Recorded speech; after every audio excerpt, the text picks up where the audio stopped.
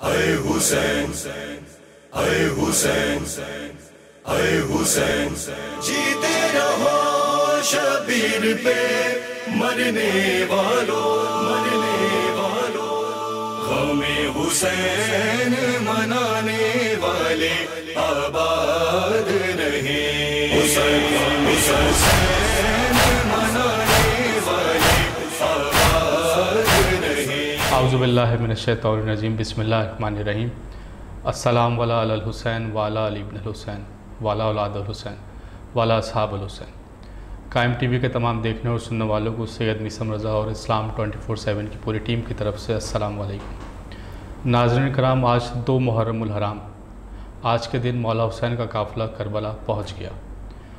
آج کے دن کیا واقعات پیش آئے، یہ سب ہم آج پوچھیں گے اپنے محترم گیسٹ آغا سید زیغم علی رضی صاحب سے۔ تو آئیے آج کے پروگرام کا آغاز کرتے ہیں۔ آج کا ہمارا ٹاپک اطاعت امام کے ذیل میں مولا حسین کی کربلا آمد۔ آج کے پروگرام کا آغاز کرتے ہیں۔ یہ ہم نے کب کہا کہ ہماری ہے کربلا، حق بات تم کہو تو تمہاری ہے کربلا، قلب نبی پہ جس نے اتاری ہیں آیتیں، اسی نے ہمارے دل پہ اتاری ہے کربلا۔ السلام علیکم آغا، خیریت سے؟ وعلیکم السلام۔ پہلے تو آغا آپ کا بہت بہت شکریہ کہ آپ نے اتنے مصروف ترین دنوں میں ہمیں ٹائم دیا۔ آغا، آج 2 محرم الحرام، آج کے دن مولا حسین کا قافلہ کربلا پہنچ گیا، تو کیا واقعی مکے والوں نے اور کوفے والوں نے ساتھ نہیں دیا مولا کا، جو مولا کربلا آج پہنچ گیا؟ اعوذ باللہ من الشیطان الرجیم، بسم اللہ الرحمن الرحیم۔ الحمد للہ والصلاة والسلام علی اہلہا، الحمد للہ الذی جعلنا من المتمسکین بالقرآن الکریم وبولایت امیر المومنین وائمۃ المعصومین علیہم السلام، اما بعد۔ بہت شکریہ، آپ نے مجھے اس ثواب میں شامل کیا، اپنے اس پروگرام میں بلا کر۔ آپ کا سوال یقیناً بہت اہمیت کا حامل ہے کہ کیا کوفہ والوں نے امام کا ساتھ نہیں دیا، اور امام کو یقیناً اپنا سفر جو ہے وہ اس انداز سے کربلا پر ظاہراً اختتام کرنا پڑا، اور اس انداز سے شہادت ہوئی، اور خود مسلم بن عقیل کے ساتھ کوفے میں کیا ہوا یہ سب نے دیکھا۔ تاریخ میں ایک واقعہ جو ہے وہ رقم ہے، لیکن اگر تاریخ کا ذرا کھلے دل سے، ذرا بہت احتیاط کے ساتھ اگر مطالعہ کیا جائے تو پھر ہمیں حقائق نظر آنا شروع ہو جائیں گے۔ اگر مولا علی علیہ الصلوۃ والسلام کے انصار پر ایک نظر کرتے ہیں تو ہمیں نظر آتا ہے جیسے مالک اشتر ہیں، میثم تمار ہیں، کمیل اسدی ہیں، صعصع بن سوحان ہیں، اسی طریقے سے سلیم بن قیس ہیں، ادی بن حاتم ہیں، اور خود حجر بن ادی ہیں۔ یہ تمام کے تمام اصحاب کا تعلق جو ہے وہ کوفہ سے ہے۔ اچھا، اس کے علاوہ ہم جب شہدائے کربلا پر نظر ڈالتے ہیں تو اس کے اندر سے بلا مبالغہ 75% کا تعلق جو ہے وہ کوفہ سے ہے۔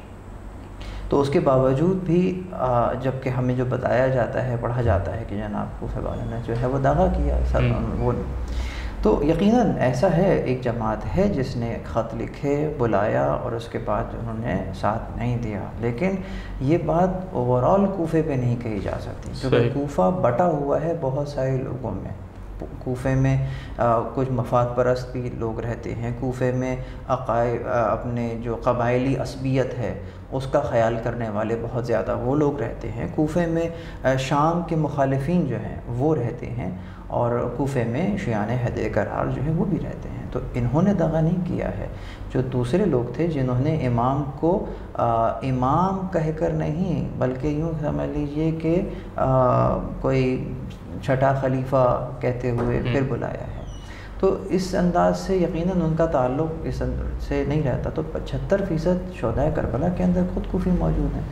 اصل میں یہ کچھ پروپیگنڈا کہہ لیجئے جو کہ بنو امیہ کی طرف سے کیا گیا کہ ہم نے حسین کو شہید نہیں کیا، یہ تو خود کوفی والے تھے جنہوں نے ان کو شہید کیا ہے۔ صحیح۔ تو یہ ایک تاثر یہ دیا جاتا ہے، جبکہ حکومت کی جو پوری مشینری تھی اس نے کوفہ کے جو جانثاران تھے انہیں قید و بند کی میں مبتلا کیا ہوا تھا، اور سفر کرنے پر جو ہے پابندی تھی۔ کوفہ کو جو ہے انہوں نے جیسے لاک ڈاؤن کہتے ہیں وہ کر لیا تھا۔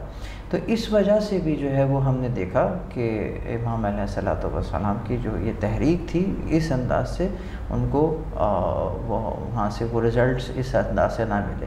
خود کوفہ میں ہی ہمیں نظر آتا ہے توابین کا ایک گروہ نکلتا ہے، وہ بھی کوفے میں سے ہی نکلتا ہے، اگرچہ یہ نکل کر شہید ہی ہو جاتا ہے، قتل ہو جاتا ہے، کیونکہ ان کا کوئی ویژن نہیں تھا، انہوں نے دیر کی تھی، یہ بھی ایک بات ہے۔ تو بہرحال یہ کیوں نہیں کہہ سکتے کہ کوفہ نے مطلقاً جو ہے وہ ساتھ نہیں دیا۔ اگر جب 2 محرم کو امام کربلا پہنچ گئے تو پورے راستے ہمیں تاریخ میں ملتا ہے کہ مولا سب کو یہ بتاتے آ رہے ہیں کہ جو میرے ساتھ آئے گا شہید کر دیا جائے گا، اور کچھ لوگ واپس گئے بھی ہیں آپ کے قافلے کو چھوڑ کے، اور کربلا پہنچ کر امام کچھ لوگوں کو خط لکھ کے بھی بلا رہے ہیں، اس کی وجہ کیا ہے؟ دیکھیے، قرآن کریم پر اگر ہم نظر ڈالتے ہیں تو ہمیں بہت ساری آیات اس انداز سے اشارہ کرتی ہوئی نظر آتی ہیں کہ وَنَحْنُ لَهُ مُخْلِصُونَ۔ دوسری طرف نظر آتا ہے کہ وَلَقَدْ أَرْسَلْنَا فِيهِمْ مُنذَرِينَ، اور یہ آیت یہ سورہ صافات کی جو آیات ہیں یہ ختم ہوتی ہیں کہ عباد اللہ المخلصین۔ اب عباد اللہ المخلصین کی طرف یعنی کہ جو خدا کے خالص بندے ہیں ان پر بہت زور دیا گیا ہے، اور پروردگار عالم کے بھیجے گئے جو نمائندے تھے ان کا ایک نکاتی ایجنڈا ہی یہی تھا کہ لوگوں کو مخلص کریں، خالص کریں۔ صحیح۔ آیت کہتی ہے کہ فَهُمْ عَلَىٰ آثَارِهِمْ يَهْرَعُونَ، کہ یہ لوگ جو تھے وہ اپنے پچھلے لوگوں کی روش پہ چل رہے تھے، وہ بھٹکے ہوئے تھے، یہ بھی بھٹک گئے۔ وَلَقَدْ ضَلَّ قَبْلِهِمْ أَكْثَرَ الْأَوَّلِينَ، جبکہ بہت سے لوگ جو تھے پرانے لوگ بھٹکے ہوئے تھے، یعنی کہ بھٹکے ہوئوں کا تعارف کرایا جا رہا ہے، اور پھر کہا جا رہا ہے کہ فَانظُرْ كَيْفَ كَانَ عَاقِبَةُ الْمُنذَرِينَ، تم ذرا دیکھو کہ یہ جو بھٹکے ہوئے تھے لوگ اور ان کو ڈرایا گیا تھا، خبردار کیا گیا تھا، ان کی عاقبت کیا ہوئی؟ تو جن کو ڈرایا گیا تھا ان کی عاقبت کیا ہوئی، اور جو ان کے مقابل پہ تھے تو قرآن نے فوراً کہا إِلَّا عِبَادَ اللَّهِ الْمُخْلَصِينَ، مگر یہ کہ جو خالص تھے۔ تو امام علیہ الصلوۃ والسلام نے ہمیں یہ نظر آتا ہے کہ شب عاشور کہہ رہے ہیں کہ چلے جاؤ، خیمے سے کوئی جاتا نہیں ہے، اور عصر عاشور کہہ رہے ہیں کہ ہے کوئی مدد کرنے والا، دوسری طرف سے کوئی آتا نہیں ہے۔ تو جس طرح سے میں ایک ایسا جملہ بیان کروں کہ ہمارا بچہ بھی سمجھ جائے، جیسے بریکٹ اوپن اور بریکٹ کلوز کیا جاتا ہے، تو وہاں سے امام نے جب جمع کر لیا اپنے اصحاب با وفا کو، وہاں سے کہہ رہے ہیں کہ چلے جاؤ، کوئی جانے کو تیار نہیں ہے۔ کتنے خالص ہیں، اور جو وہاں رہ گئے ہیں ان کو عصر عاشور جب کہ سب قتل ہو چکے ہیں، امام اکیلے تنہا بچے ہیں، اہل حرم ہیں خیمے کے اندر موجود، وہاں امام آواز استغاثہ بلند کر رہے ہیں، حل من ناصر ینصرنا، یعنی کہ اگر ابھی بھی کوئی موجود ہے تو وہ بھی آ جائے، لیکن آنے والا نہیں آیا۔ یعنی اب امام نے ایک لکیر کھینچ دی کہ جو اس طرف موجود ہیں وہ باطل، اور اس طرف جو موجود ہے وہ خالص، الا عباد اللہ المخلصین۔ ناظرین کرام، ہمارا ایک بریک کا وقت ہوا چاہتا ہے، بریک سے واپس آ کے ہم اپنے ڈسکشن کو یہیں سے کنٹینیو کریں گے۔ جیتے رہو شبیر پہ مرنے والوں، جیتے رہو شبیر پہ مرنے والوں۔ السلام علیکم ناظرین۔ آغا، ابھی آپ استغاثے کی بات کر رہے تھے کہ امام نے استغاثہ بلند کیا، تو ہمیں یہ بھی ملتا ہے کہ عصر عاشور جب تمام آپ کے اصحاب شہید کر دیے گئے تو مولا استغاثہ بلند کر رہے ہیں، تو وہ کن کو بلا رہے ہیں مولا، جبکہ تمام اصحاب تو شہید کر دیے گئے؟ دیکھیے، بنیادی طور پر بہت اہم سوال ہے، اور یقیناً ایک عام ذہن جب ان واقعات کو دیکھ رہا ہوتا ہے تو یہ سوال کرتا ہے کہ امام کس کو بلا رہے تھے۔ ایک شخص کی جس کے گھر والوں کو، جن کے بیٹوں کو، بھائی کو شہید کر دیا ہو، انصار اور اصحاب با وفا وہ تمام کے تمام شہید ہو گئے ہوں، اس کے بعد امام کس کو بچانے کے لیے جو ہے وہ آواز دے رہے ہیں، جبکہ کہہ بھی چکے ہیں علی اکبر کی جب لاش اٹھائی تھی تو یہی کہا تھا کہ اے بیٹا تیرے بعد خاک ہو اس دنیا پر۔ اس کے باوجود امام جو ہیں وہ آواز استغاثہ بلند کر رہے ہیں۔ مقاتل لکھتے ہیں کہ جو پہلی آواز حل من ناصر ینصرنا بلند ہوئی ہے تو ملائکہ کی ایک جماعت ہے کہ جو کہ مدد کرنے کے لیے آئی ہے، امام نے ملائکہ سے مدد نہیں لی۔ دوسری آواز جب بلند ہوتی ہے تو جنوں کی جماعت ہے جس نے جو کہ مدد کے لیے پہنچتی ہے، امام نے ان کی مدد بھی نہیں لی۔ لیکن جب تیسری آواز بلند ہوتی ہے حل من ناصر ینصرنا کی، تو بی بی رباب کے خیمے سے رونے کی آواز بلند ہوتی ہے۔ امام علیہ الصلوۃ والسلام اب خیمے میں تشریف لاتے ہیں، اب کیا دیکھتے ہیں کہ امام کی سپاہ کا ایک دلیر لیکن ننھا سپاہی جھولے میں، کہ جس کی کیفیت یہ ہے، مقاتل لکھتے ہیں کہ جب عاشور کا دن شروع ہوا ہے تو علی اصغر کی حالت کچھ اس انداز کی تھی کہ ماں جو ہے وہ کپڑا اٹھا کے دیکھتی تھی کہ زندہ ہے یا انتقال کر گیا. تو اتنا لاغر جو ہے وہ آپ ہو چکے تھے. یہ آواز استغاثہ سن کر ایسا کیا ہوا کہ تڑپ کر اپنے آپ کو جھولے سے گرا دیتے ہیں. اب بہت توجہ رکھیں، امام نے مدد طلب کی ہے، ملائکہ سے نہیں، جنوں سے نہیں لی. یہاں سے ایک ناصر نے لبیک کہا ہے، کیونکہ آواز زبان حال سے جو ہے وہ اپنے عمل سے ظاہر کر رہے ہیں کہ میں موجود ہوں. امام ان کو جو ہے وہ تیار کرتے ہیں اور پھر مقتل کی طرف لے کر جاتے ہیں. مختصر کرو، گویا ہمیں ایک بات سمجھ میں آ گئی کہ جو مدد امام طلب کر رہے تھے، اگر جان بچانا مقصد ہوتا تو ملائکہ سے یقیناً جان بچ جاتی، جن اگر مدد کرتے تو یقیناً جان بچ جاتی. لیکن امام کوئی اور شے ہے جو بچانا چاہ رہے ہیں، اور وہ کیا شے ہے؟ امام اپنے مقصد کو بچانا چاہ رہے ہیں. امام کس شے کو بچانا چاہ رہے ہیں؟ امام اس پورے نظریے کو بچانا چاہ رہے ہیں جس نظریے کی بنیاد پر کربلا برپا ہوئی ہے.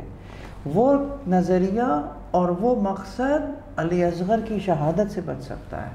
یہی ہم نے دیکھا، اس کا عملی مظاہرہ دیکھا کہ کس طریقے سے جو فوج یزید ہے وہ خود پھوٹ پھوٹ کر رونے لگی، ہتھیار ڈال دیے. ارے کتنے کلام کرنے والوں نے کتنی ہی تقاریر کر ڈالی ہیں، لیکن سامنے اثر نہیں ہوا.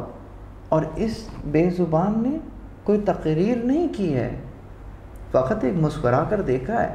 جسے کہتے ہیں کہ خشک ہونٹوں کی کمان میں سوکھی زبان کا تیر جو ہے وہ چلا دیا. نتیجہ کیا ہوا؟ نتیجہ یہ ہوا کہ فوج اشقیہ ہے وہ چیخ مار کر رونے لگی، یہاں تک کہ اس کے فوج میں بغاوت کا سا سامان ہونے لگا. اور پھر پیسر سعد نے حکم دیا حرملہ کو کہ اقطع کلام الحسین. ارے حسین تو کلام کر بھی نہیں رہے تھے.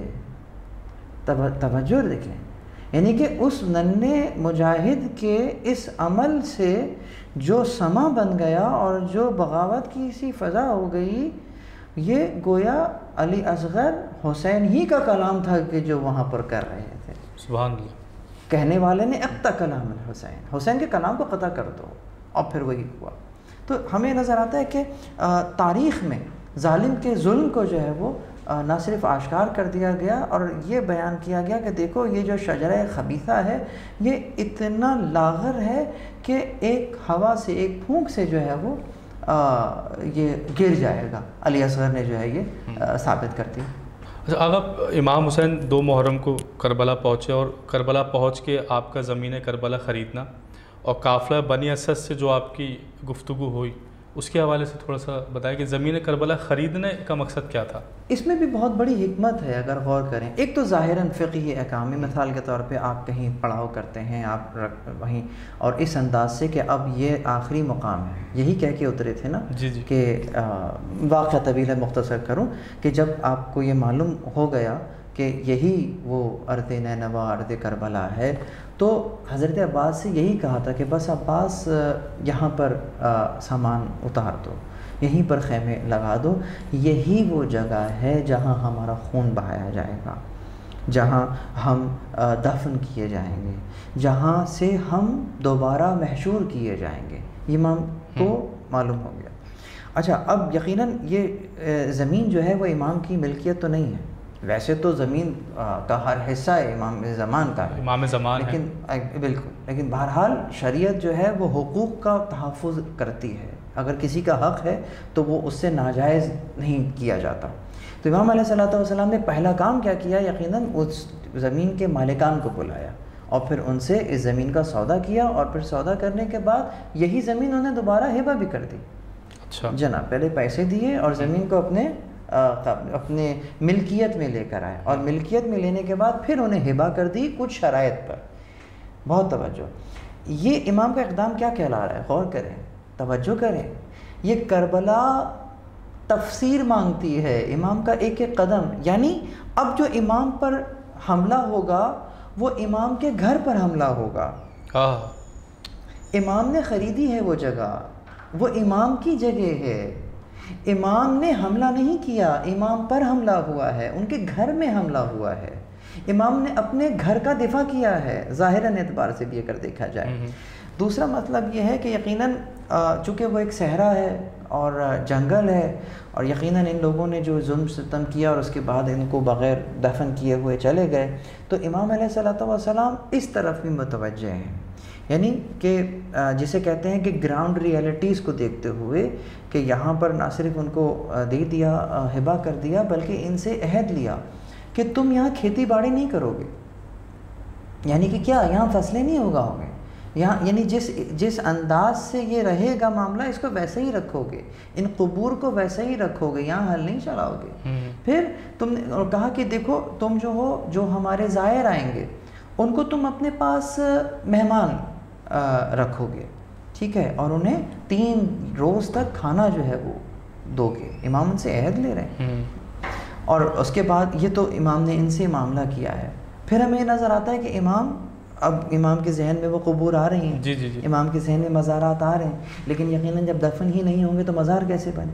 پھر امام وہ بھی عہد لیتے ہیں کہ دیکھو جب کل ہمیں قتل کر دیا جائے تو تم لوگ ہمیں یہاں دفن کر دینا، ٹھیک ہے۔ اس کے بعد پھر امام جو ہے وہ کہتے ہیں کہ اپنی خواتین کو، عورتوں کو بھیج دو، خواتین سے امام جو ہے وہ علیحدہ، اور کہتے ہیں کہ دیکھو تمہارے مرد اگر حاکم کے خوف سے گھر میں رہ جائیں تو تم لوگ آ کر ہمیں جو ہے وہ سپرد خاک کر دینا۔ اتنے پرآشوب دور ہے کہ بات یہاں تک بھی نہیں رکتی ہے۔ جب یہ لوگ جانے لگے تو امام کہتے ہیں کہ اپنے بچوں کو بھیج دو۔ اب بچوں سے، یعنی کہ وقت کا امام جو ہے وہ بچوں سے مخاطب ہے۔ یہ خود ایک لمحہ فکریہ ہے ہمارے لیے کہ امام زمان کی اطاعت جو ہے وہ فقط بڑوں پر نہیں ہے، وہ ہر نفس کے اوپر امام کی اطاعت جو ہے وہ واجب ہے۔ اسی لیے امام مردوں سے الگ مخاطب ہے، خواتین سے الگ مخاطب ہے، بچوں سے مخاطب ہے۔ ان سے کہہ رہے ہیں کہ دیکھو تمہارے ماں باپ اگر حاکم کے ظلم اور ستم سے خوف کھا کر گھر میں رہ جائیں تو تم تو بچے ہو، کھیلتے کھیلتے آ جانا، اور کیا کرنا؟ بس ایک مٹھی خاک ہمارے اجساد کے اوپر ڈال دینا۔ یعنی کہ امام اس حد تک اپنا جو ہے وظیفہ ادا کر رہے ہیں کہ کس طریقے سے میرے جو اصحاب ہیں، میرے جانثاران ہیں، یہ یہاں سپرد خاک ہو جائیں تاکہ ہم اسی خاک یہیں سے ہمارا جو ہے وہ ہم محشور ہوں اور کربلا زندہ رہ جائے۔ امام نے سجایا ہے کربلا کو اس انداز سے۔ تو ہمیں یہ دیکھنا چاہیے کہ ہمارا وظیفہ کیا ہے۔ امام علیہ الصلوۃ والسلام سے کسی بھی قسم کا جو ہے وہ تعلق جو ہے وہ ہمارا ٹوٹنے نہ پائے، چاہے امام کی ظاہراً حیات کے اندر ہو یا امام کے بعد، اس لیے کہ ہم فقط امام کے ساتھی نہیں، امام کے مقصد کے ساتھی ہیں۔ یقین جانیے امام کے مقصد کے ساتھی ہوتے ہوئے اس وقت جو آپ گھروں میں بیٹھ کر یہ پروگرام ہی دیکھ رہے ہیں اور اپنے وظیفے کی طرف جو ہے وہ نظر ثانی کر رہے ہیں اور دوبارہ اپنی ذمہ داریوں کا احساس کر رہے ہیں، تو اگر یہ بات حق ہے اور یقیناً آپ اگر حق ادا کر رہے ہیں، آپ اپنے گھر میں نہیں بیٹھے، خیمہ حسینی میں بیٹھے ہوں، تو آپ اپنے وظیفہ پر آپ دیکھیں کہ اگر مقصد امام کے ساتھ ہیں، اگر آپ امام کے ساتھ ہیں، اگر آپ حل من ناصر انصرنا کی آواز سن کر امام تک آ چکے ہیں، حر کی مانند کہ جو ایک رات میں لعنت اللہ سے علیہ السلام ہو جاتے ہیں، تو یہ راستہ کھلا ہوا ہے۔ وہ شاعر نے کیا کہا ہے کہ یہ ماتم ہے حلمن کی صدا، ہر اشک ہے قطرہ نصرت کا، یوں حق کی طرف آ جانے کا حاصل ہے ابھی تک ایک موقع، پہچان ضمیر و دل کی صدا، اس ماتم میں شامل ہو جا، کیوں شبیر بلاتے ہیں ہر دم، کر حر ہو کوئی تو آ جائے۔ تو یہ راستہ کھلا ہوا ہے، آج بھی ایک لمحہ لگتا ہے اس طرف سے اور خیمہ حسینی میں آنے کے لیے۔ جزاک اللہ آغا، بہت خوب آغا، ہم آپ کے بہت شکر گزار ہیں کہ آپ نے مصروف ترین دنوں میں سے ہمیں ٹائم دیا۔ ناظرین کرام، ہمارے پاس وقت بہت محدود ہے اور اسی لیے ہم اپنے پروگرام کو اختتام کی طرف لے کے جاتے ہیں۔ نیکسٹ ایپیسوڈ میں آپ کے سامنے پھر حاضر ہوں گے، جب تک کے لیے السلام علیکم۔ اے حسین اے حسین جیتے رہو شبیر پہ مرنے والوں غم حسین منانے والے آباد رہیں حسین حسین